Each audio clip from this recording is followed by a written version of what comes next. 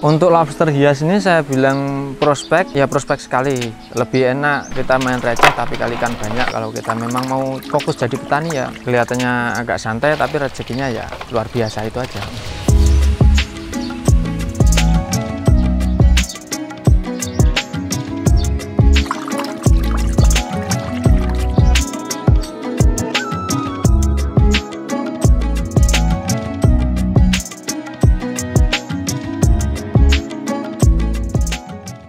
Assalamualaikum warahmatullahi wabarakatuh.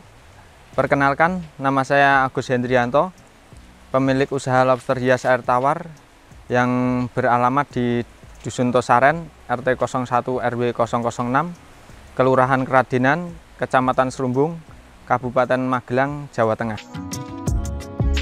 Dulu saya ikut sama orang kerja di toko pakaian, terus sudah punya istri, lalu saya pulang kampung lagi. Kebetulan saya mulai di ikan hias dulu, terus saya nawarin ikan hias ke toko-toko. Kebetulan di toko itu ada lobster hias, terus saya tertarik.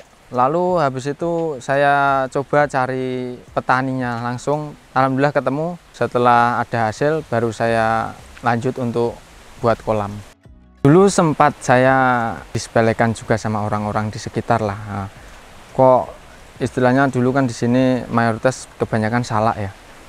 Kok pohon salak sudah ada tumbuhnya, sudah berbuah dan yakin ada hasilnya, kenapa harus ditebang terus diganti? Istilahnya ini belum jelas hasilnya berapa, kok malah kamu mau usaha itu.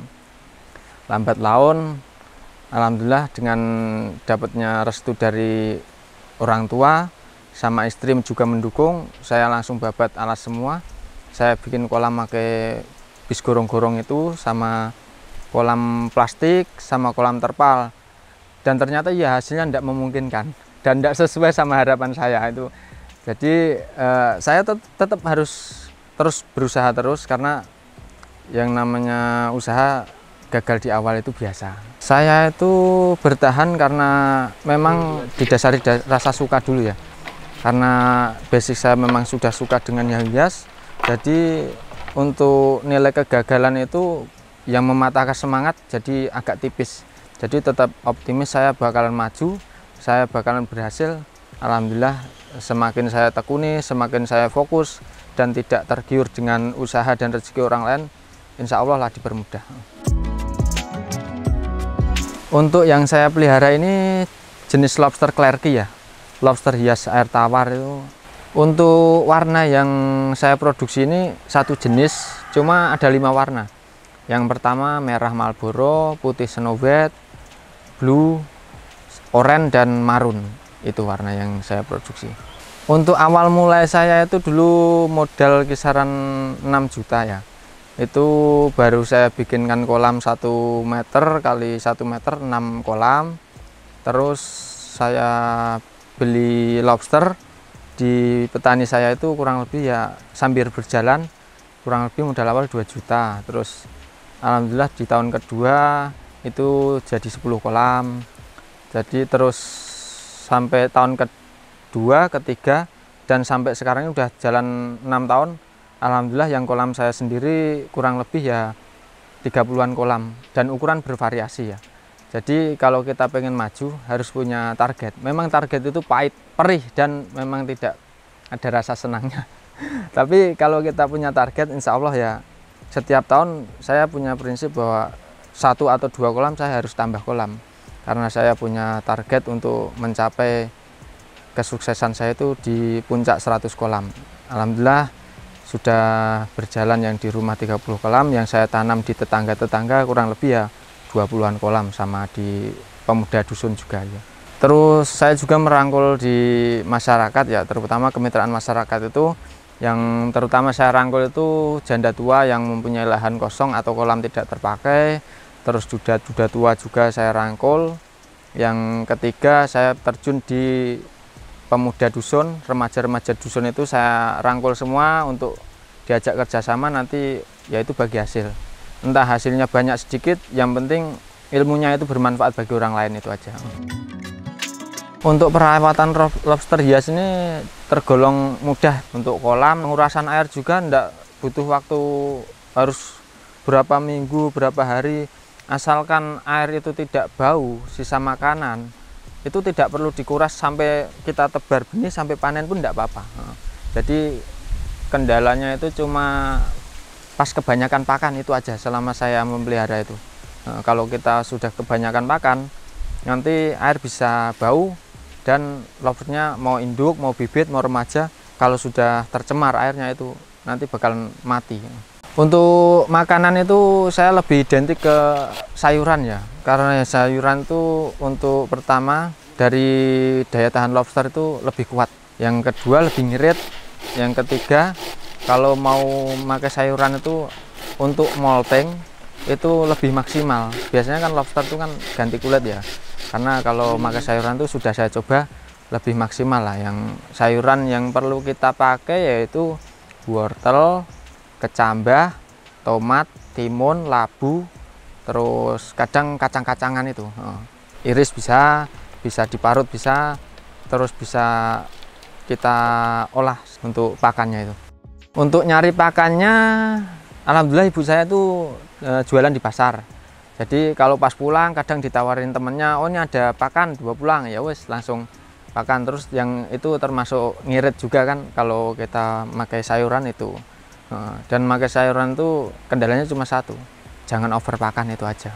Untuk perbandingan pelet, pertama itu kalau sayuran lebih murah.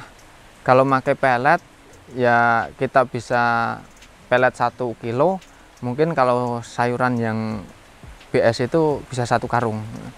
Enceng gondok yang di belakang ini fungsinya pertama untuk menahan teduh dari panasnya matahari. Yang kedua akarnya itu nanti bisa buat pakan alami juga. Yang ketiga pelindung dari hama burung ya. Kalau di sawah kan kita biasa ya, kayak di lingkungan apa namanya kebun-kebun begini biasanya ada burung pemangsa itu. Nah itu bisa fungsinya daripada kita kalau minim modal, daripada kita beli rajut, mending kita pakai enceng gondok itu. Sekalian buat pakan juga akarnya itu. Untuk lobster hias ini ya setiap wilayah itu berbeda-beda ya, karena dibilang bagus menarik ya kadang Jawa Timur ada yang suka warna putih, untuk warna biru, di Jawa Barat kadang ada yang warna marun, oranye dan merah. Untuk di kawasan Jogja Magelang ini dominan merah sama putih ya. Jadi untuk warna kita tetap menyesuaikan di daerah masing-masing ya. Yang dibilang warna yang bagus itu belum tentu menurut saya bagus, menurut sampean semua yang menonton bagus juga. Jadi lebih dominan ke setiap wilayah itu permintaannya warnanya untuk menyesuaikan di daerahnya masing-masing itu aja. Kok ada yang tanya ini bisa dikonsumsi atau enggak mas? Bisa. Kalau memang kita mau makan bisa, karena dulu sebelum saya bisa menjual juga tak makan dulu. Tak goreng dulu, karena di sisi pertama saya cuma suka dulu. Yang penting saya menjadi petani, terus ikut sama orang itu saya belajar memelihara, sudah bisa, bingung jualnya juga saya pernah, jadi saya goreng juga. Untuk pemasaran saya door to door ke toko akuarium ya, lebih cenderung ke hias kan saya pelihara itu.